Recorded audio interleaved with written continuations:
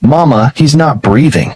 The little girl's voice trembled as dust swirled in the scorching wind. A battered pickup truck coughed to a stop on a deserted Texas road. Inside, a poor widow, her son, and daughter stared at the collapsed cowboy lying just beyond the barbed fence. His hat had blown off. His chest barely moved. His skin was burned from the sun. They didn't know his name. They didn't know he was one of the richest ranchers in the state. All they knew was he was dying. And if they didn't act fast, he wouldn't see tomorrow. What they didn't know was that this man would change their lives forever. If this story moved you, don't forget to like, comment, share with someone who needs hope today. Subscribe our channel Kindness Talks for more real-life, inspired emotional stories. The sun burned fiercely above the dry Texas plains. Windswept tumbleweeds rolled across the lonely landscape, and silence hung in the air, except for the sputter of an old 1995 Dodge pickup. Inside it sat a woman with tired eyes and a heart worn from years of grief. Her name was Grace Miller, a 34-year-old widow with 2 children, Eli, age 10, and Abby, just 7. They were heading home from a local church charity where Grace had helped clean up in exchange for groceries. The road they took was never busy, just long stretches of nothing and the occasional deer. But this time, there was someone, lying in the dirt, face down. Eli gasped, "Mama, someone's there. He's hurt." Grace slammed the brakes. The pickup jolted. Dust clouded the windshield. Her heart raced. She didn't have money, training, or strength, but she had something stronger, compassion. The kind that kept her going after her husband died in a freak oil rig accident 4 years ago. She ran to the figure. It was a man, mid-50s, tall, broad-shouldered, even in collapse. A deep gash ran across his forehead. His hand clutched his ribs, and blood soaked through his flannel shirt. His skin was baked from the sun. Grace knelt beside him. "Sir, can you hear me?" A groan, barely audible. His lips moved, whispering, "Water." Abby handed over her small bottle. The man sipped. His eyes flickered open, gray and intense. Then he passed out again. They had no phone signal. No hospital nearby. Just a mother, 2 kids, and a bleeding cowboy. "Help me lift him," Grace said to Eli. They dragged him gently into the back of the truck, laying him over a blanket. Grace drove back home, 15 miles away, clutching the wheel like her life depended on it. Their home was a broken-down farmhouse her husband once dreamed of rebuilding. Now, it was barely standing, held together by hope and duct tape.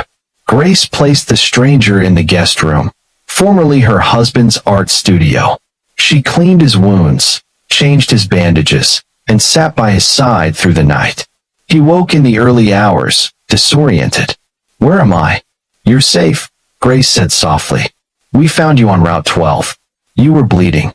The man blinked, confused. "You saved me." She nodded. He tried to sit up, but groaned in pain. "Don't," she said. "Rest. You're safe." "I don't even know your name," he muttered. "Grace. This is Eli and Abby." The man looked at them, silent for a moment. "Name's Clint Barrett." She didn't react. She didn't know who Clint Barrett was. She didn't know that half the town bore his name, from the Barrett Arena to Barrett Ranch Supplies. She didn't know he owned over 100,000 acres and was worth millions. But Clint knew something. These people weren't just kind. They were good. The kind of good money couldn't buy. In the days that followed, Grace nursed him back to health. He was gruff, but grateful. Eli brought him soup. Abby read him bedtime stories. "I don't get it," Clint asked her one night. "You don't know me. Why'd you save me?" Grace looked out the cracked window.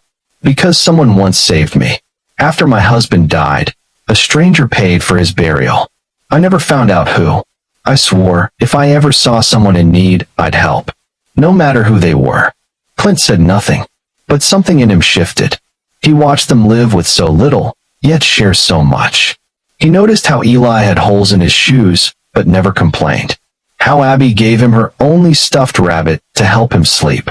And how Grace, despite her pain, smiled every day for her children. He learned they hadn't had electricity in 2 months, that Grace worked 2 jobs, that Eli had given up baseball because they couldn't afford a glove, yet they never asked for anything. That night, he stared at the ceiling and whispered, "Lord, maybe you didn't bring them to me. Maybe you brought me to them." Clint recovered faster than expected. A few weeks later, he was walking without assistance. But something inside him had changed far more than his physical injuries. He stayed with Grace and the kids longer than needed. He fixed their porch, repaired the broken pipe in the kitchen, brought fresh groceries from town. When he offered to pay Grace for her kindness, she shook her head. "We didn't do this for money." "I know," he said. "That's what makes it mean more." But one morning, Clint was gone. Left a note on the kitchen table. "Thank you for everything. I'll be in touch." Grace felt a strange emptiness. Eli missed his stories. Abby cried. Life returned to normal, or so they thought. Weeks passed. Then, one afternoon, a black SUV rolled into their driveway. A man in a suit stepped out. "You Grace Miller?" "Yes." He handed her an envelope. It was a legal notice. Clint Barrett had passed away. A sudden heart condition. She dropped to her knees, stunned. The man continued, "He left something for you." He handed over a second envelope, this time handwritten. "Dear Grace, if you're reading this, I'm probably long gone. But I want you to know, meeting you and your kids changed me. I'd lost faith in people. You brought it back. I've left a portion of my estate to you and the kids. The house is yours. The land too. But more than that, I hope you use it to do what you've always done.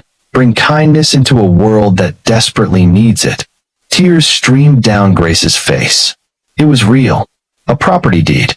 A bank check that made her knees buckle.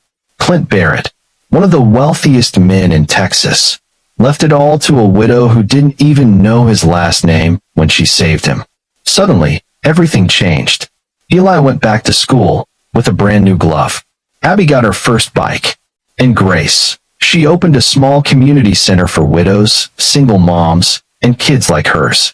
Years later, Eli stood at that same spot on Route 12 where they found Clint. He told his own son, "We didn't know it then, but that day, we saved more than a life. We found a family." Sometimes the person you save is the one sent to save you in return. Never underestimate the power of kindness, because the smallest act can change a life forever.